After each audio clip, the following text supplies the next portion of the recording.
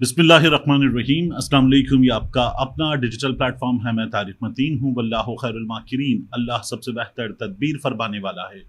वही बचाएगा मेरे देश को बलाओं से, जो बारिश में शजर से घोंसला गिरने नहीं देता, क्योंकि उसकी तदबीर तमाम तदाबीर की इमाम है। आज 17 तारीख है, सितंबर की 17 तारीख, और आज 12 रबीउल अव्वल है।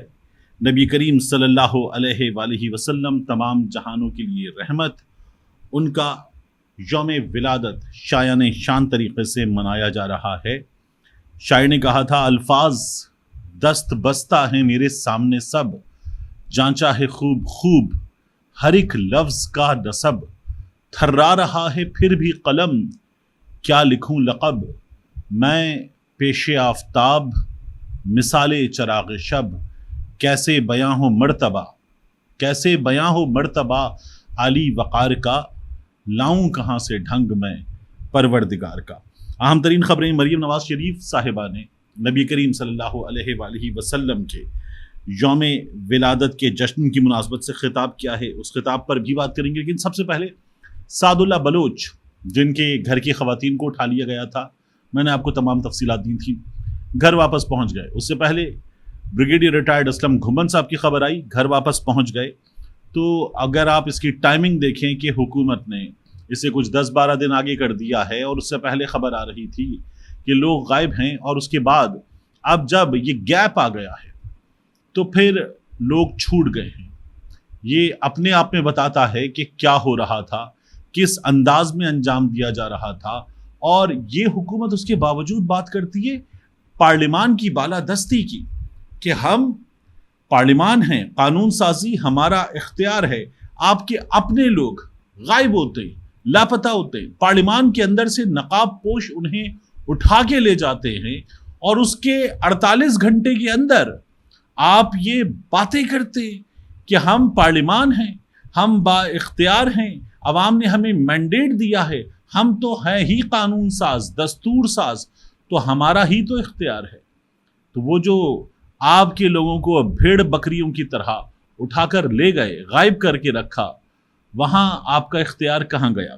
तो अब जब ये छूटे हैं तो समझ में आ रहा है कि क्या हुआ है। मुस्तफ़ा नवाज खोखर साहब इस हवाले से खबर देते हुए ये बताते हैं कि ऐवान सदर गैर जानिबदार ओहदा सदर मुमलिकत का, उनका जो पार्लियामान में चैम्बर है, वहाँ 3 अरकान को, आज़ाद अरकान को रखा गया था कि जब वो मरहला दरपेश आएगा कि ये कहें हाथ उठाकर गिनती के वक्त कि हम भी वोट देते हैं, तब इनको लाया जाएगा। ये मुस्तफ़ा नवाज खोखर साहब के दावे के मुताबिक सदर के चैम्बर का इस्तेमाल हो रहा था। अब ये अगर होते आरिफ अलवी साहब सदर मुमलिकत, तो इस खबर के आ जाने के बाद क्या वावेला मचता। हमारे सहाफ़ी गिरबान फाड़ चुके होते, हमारे सियासतदान गला फाड़ चुके होते, और उसके बाद हमारे तज्जिया निगार टेलीविज़न चैनल्स पर बैठकर ये बता रहे होते कि ये सदर नहीं है, ये यूथिया है।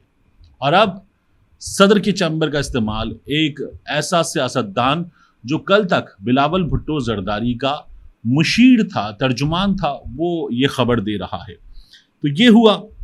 इसके बाद आप देखिए कि हुकूमत ने बाज़ाब्ता तौर पर घुटने टेक दिए।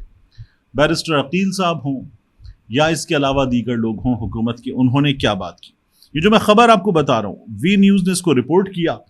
वज़ीर आज़म पाकिस्तान के मुशीर बराए कानून और इंसाफ बैरिस्टर अकील मलिक ये कहते हैं कि आईनी तरमीम के ड्राफ्ट में तब्दीलियों के लिए तैयार है। घुटने टेक चुकी हुकूमत मान चुकी कि हमारे पास नंबर नहीं था, नंबर नहीं है। काजी फाइज ईसा साहब की अदालत ने नून लीग को बंदे कि ये लीजिए 3 सीटें आपकी, वो भी दे दिए थे।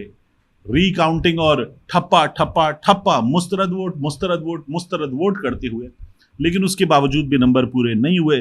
तो अब ड्राफ्ट में तब्दीलियों के लिए तैयार हैं, चाहते हैं सबको साथ मिलाकर इत्तिफाक़े राय से मंजूरी ली जाए। ये वो लोग बात कर रहे हैं जिन्होंने अभी बंदे पार्लियामान के अंदर से गिरफ्तार करवाए। निजी टीवी से गुफ्तगू करते हुए उन्होंने कहा कि आईनी तरमीम के लिए नंबर पूरे थे, लेकिन कुछ निकात पर तहफ़्फ़ुज़ात सामने आने की वजह से मामला आगे नहीं बढ़ा। आईनी अदालत पर तमाम जमातों का इत्तेफाक है, اور پوری دنیا میں آئینی عدالتیں کام کرتی ہیں، ہم کوئی نیا کام کرنے نہیں جا رہے۔ ایک تو آپ قاضی فائز عیسیٰ صاحب کو، جنہوں نے پاکستان تحریک انصاف کی ایک ٹانگ ادھر تھی، دونوں کندھوں پہ ہاتھ رکھ کے نیچے دبا دیا، تو پھر اس کے بعد کیا ہوتا ہے آپ کو اندازہ ہے۔ ان کو لا رہے ہیں، اور ان کو جب لا رہے ہیں آپ اس آئینی عدالت میں، تو یہ آئینی عدالت supreme court of Pakistan, supreme court, اس کے بھی اوپر ہوگی۔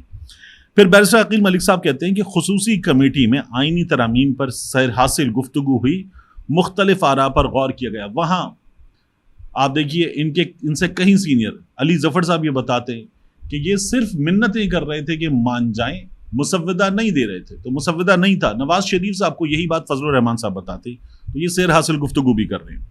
آئینی عدالت قانونی برادری کا بھی طویل عرصے سے مطالبہ رہا ہے، ہماری توجہ اعلیٰ عدلیہ پر مقدمات کا بوجھ کم کرنے پر ہے، پارلیمان میں ہمارا کردار ربر اسٹمپ جیسا ہے۔ اس بات سے میں اتفاق کرتا ہوں، بالکل اتفاق کرتا ہوں۔ جوڈیشل ایکٹیویزم پورے نظام پر اثر انداز ہو رہا ہے، میں اس بات سے خاص انداز میں اتفاق کرتا ہوں۔ ایک سوال کے جواب میں بیرسٹر عقیل ملک صاحب نے کہا کہ یہ تاثر درست نہیں کہ ہم موجودہ الیکشن کمیشن کو توسیع دینا چاہتے ہیں، آپ کی ترمیم یہی بتا رہی ہے، تاثر کی کیا بات ہے۔ پھر اس کے بعد وہ یہ کہتے ہیں ہم نے کب یہ کہا کہ ترامیم قاضی فائز عیسیٰ کے لیے لا رہے ہیں، تاہم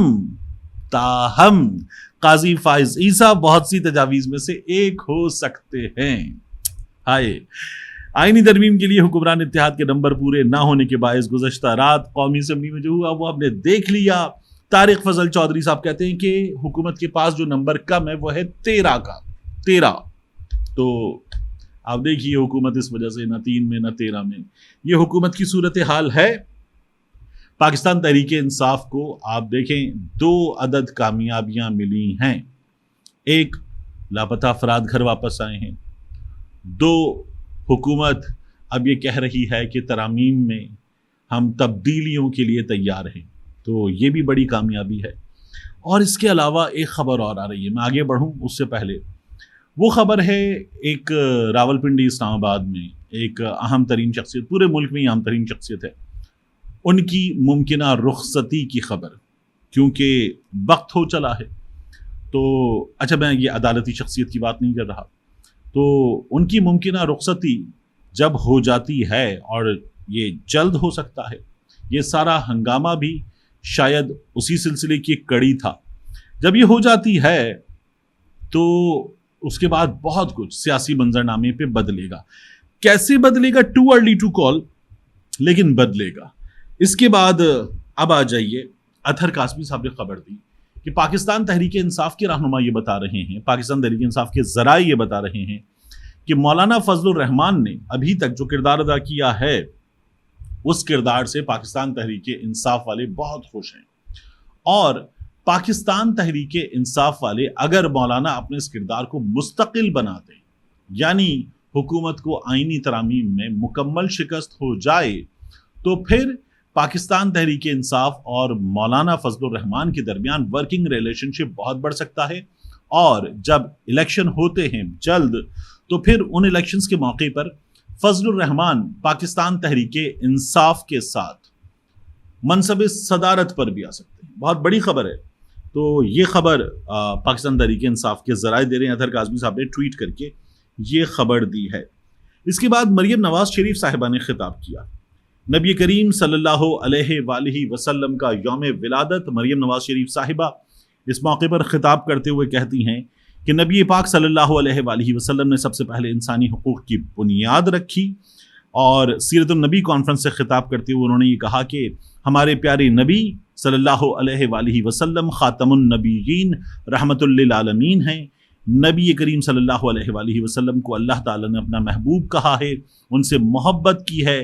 آج ہم ربیع الاول کے مبارک مہینے میں یہاں جمع ہیں، عشق رسول ہماری رگوں میں خون کی طرح دوڑتا ہے۔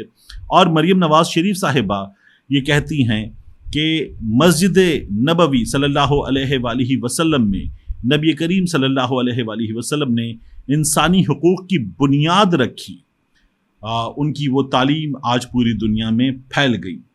اب مریم نواز شریف صاحبہ جب نبی کریم صلی اللہ علیہ وآلہ وسلم کے کردار کی بات، انسانی حقوق کی بات کرتی ہیں، شہباز شریف صاحب بھی، صدر مملکت آصف علی زرداری بھی، دیگر اہم شخصیات بھی، چونکہ یہ دن ایسا ہے، نبی کریم صلی اللہ علیہ وآلہ وسلم کی شخصیت ایسی ہے، ان کا نام نامی ایسا ہے کہ ان کی محبت اپنی ذات سے زیادہ، اپنے والدین سے زیادہ، اپنی اولاد سے زیادہ ان کی محبت تکمیل ایمانی کے لیے لازم ہے۔ تو ظاہر ہے کہ سب اس محبت کا اظہار کرتے ہیں، مریم نواز شریف صاحبہ بھی کر رہی ہیں، باقی لوگ بھی کر رہے ہیں، لیکن مریم نواز شریف صاحبہ پہلی بار منصب اقتدار پر آئی ہیں تو ایک لمحے کو سوچیں کہ جس دن آئیں اس دن وہ شہزاد فاروق، پاکستان تحریک انصاف کے دیگر لوگ گرفتار ہوتے ہم نے دیکھے۔ پہلے دن جو بنیادی آئینی جمہوری حق ہے احتجاج، اس پر مریم نواز شریف صاحبہ نے پابندی لگا دی۔ پھر اس کے بعد جو انہوں نے اپوزیشن کے ساتھ کیا، پھر اس کے بعد احمد رشید بھٹی کو دیکھیں، دیگر مثالیں دیکھیں، خواتین جس طرح سے جیلوں میں ہیں، تو مریم نواز شریف صاحبہ جب یہ باتیں کر رہی ہیں تو یہ باتیں ان کو یاد دلانا ضروری ہے۔ یہ اس طرح کا موقع ہے کہ تنقید، ظاہر ہے کہ اس معاملے پر کیا کی جائے، کسی کی مخالفت تو نہیں کی جا سکتی، لیکن یہ باتیں ان کو یاد دلانا ضروری ہے۔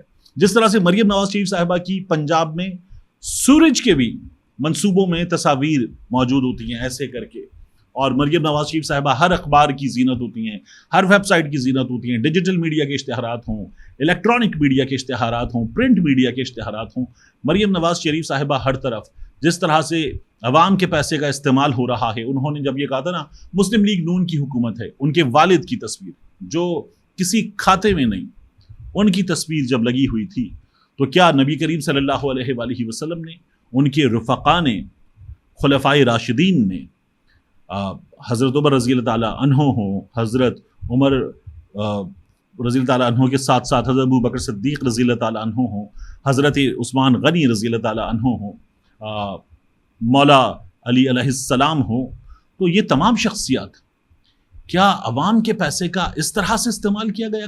کبھی سرکاری خزانے کا ایسے استعمال کیا گیا جس طرح سے یہ ہمارے حکمران کرتے ہیں؟ بنیادی معاہدہ ہے آئین شخص کے ساتھ، تو جس طرح سے بنیادی معاہدہ یہ لوگ توڑ کے ایک عام آدمی کو باقاعدہ طور پر یہ اجازت دیتے ہیں نقاب پوشوں کو کہ اٹھاؤ، غائب کرو، جو چاہے کرو، ہم ترمیم لا رہے ہیں۔ کیا نبی کریم صلی اللہ علیہ وآلہ وسلم اس طرح سے معاہدہ توڑنے والے تھے؟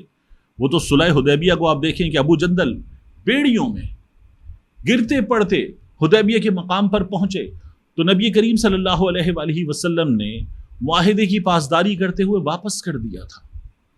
تو معاہدے کی پاسداری تو ایسی تھی، اور یہاں جو ریاست کا بنیادی معاہدہ ہے اس کی خلاف ورزی ہوتی ہے، اور یہ حکمران کہتے ہیں ٹھیک ہے ہونے دو۔ ملتے ہیں انشاءاللہ آپ سے اگلی ویڈیو میں۔